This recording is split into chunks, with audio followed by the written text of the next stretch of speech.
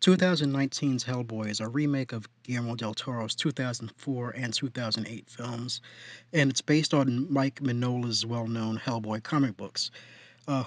He also co-wrote this one, which gave a lot of Hellboy fans confidence that this will be good, if not better than the Del Toro version. I won't bury the lead on this one. The movie is not very good at all.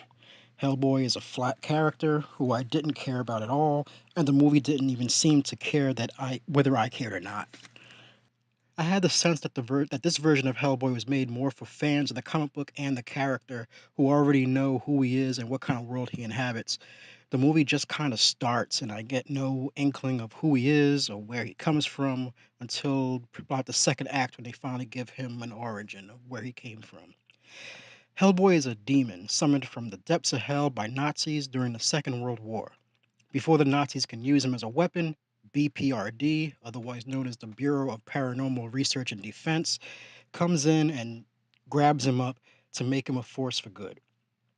He has since been fighting all sorts of supernatural evildoers, including things like the Baba Yaga, sprites, and spirits, and baby stealers, and also giants, and all sorts of other crap that I didn't care about in this movie.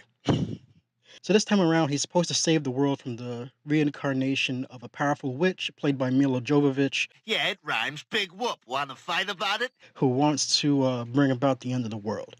But she needs Hellboy as her king in order to do it. But you know what? None of this even really matters. The movie is boring. The action, you know, there's a lot of action, there's a lot of blood, a lot of gore, but it really doesn't add up to anything. The special effects, the you can tell where they spent the money and where they just kind of cheaped out.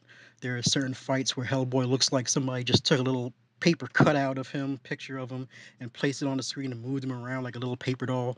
And then there's other ones where the special effects just look awesome, and it's just makes you angry that it's wasted in such a terrible movie. So I walked out of there. By the time I got home from watching that movie, I forgot what it's about, and I had to go on IMDb to get a refresher of what the plot is. So, with that being said, if you want to waste $20 on a movie that you're gonna forget in about 2 hours, go right ahead. But there are plenty of other good movies out there. You can go and rent Hellboy, Guillermo del Toro's Hellboy, and have a much better time. Shoot, you can go out and read the book that it came from and have a much better time that you had in this movie. Um, if I have to give it out of 5 stars, it's gonna be like one. It's being a bit what's the word for it? Being a bit kind to give it 1 star. Um, the Rotten Tomatoes has about 13%, and I'm not saying that you need to follow everything the critics say, but this time it's a very good, you know, reference of what kind of movie this is. So I'd like to know who those 13% are who liked that movie. Give them a good talking to. But yeah, that's it. So that's my thoughts of Hellboy.